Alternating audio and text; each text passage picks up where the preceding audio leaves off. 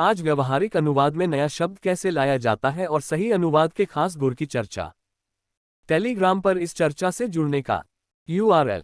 द्विभाषी अनुवाद और समाचार के हमारे नए YouTube चैनल से जुड़ें। URL।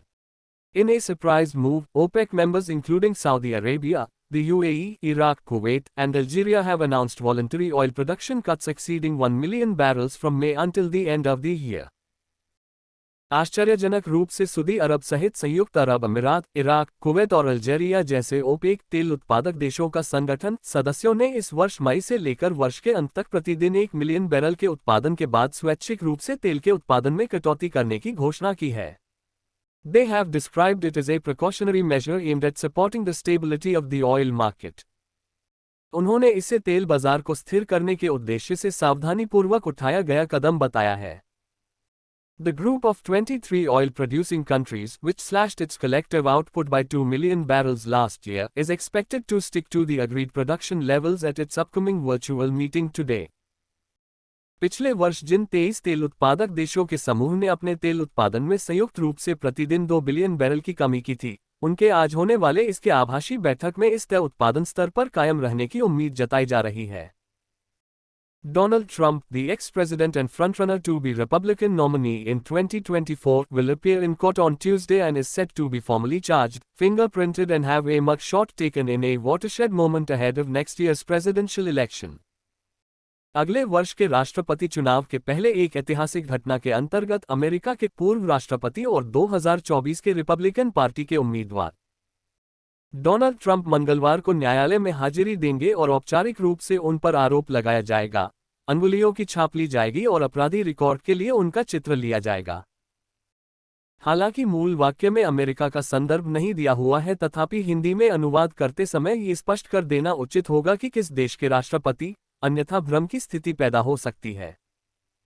यहाँ 2 शब्द हैं जिन पर ध्यान देना आवश्यक है। पहला है मग शॉट, जिसका अर्थ है रिकॉर्ड के उद्देश्य से किसी अपराधी का चित्र लिया जाना, और दूसरा शब्द है वॉटरशेड मोमेंट, जो एक फ्रेज है और इसका अर्थ है ऐतिहासिक घटना, टर्निंग पॉइंट और historic moment. Invented names will not alter reality in Arunachal Pradesh, India. गढ़े गए नामों से अरुणाचल प्रदेश में सच्चाई नहीं बदलेगी, Bharat. External Affairs Ministry spokesperson Arindam Bagchi said, Arunachal Pradesh has been, and will always be an integral and inalienable part of India. Attempts to assign invented names will not alter this reality. विदेश मंत्रालय के प्रवक्ता श्री अरिंदम बागची ने कहा, अरुणाचल प्रदेश भारत का अभिन्न और अखंड हिस्सा था, है और रहेगा। नाम गढ़ने के प्रयास से सच्चाई नहीं बदलेगी। In its latest attempt to lay claim to areas inside the Indian territory, the Chinese government on Sunday announced it would standardize the names of 11 places in Arunachal Pradesh. भारतीय क्षेत्र के भीतर के क्षेत्रों पर दावा करने के ताज़ा प्रयास में रविवार को चीनी सरकार ने घोषणा की कि यह अरुणाचल प्रदेश के 11 स्थानों के नामों का मानकीकरण करेगी, releasing a list of the 11 places along with a map that shows parts of Arunachal Pradesh instead as inside the southern Tibetan region, that China refers to as Zhangnan. The Chinese Ministry of Civil Affairs even included a town close to the Arunachal Pradesh capital of Itanagar.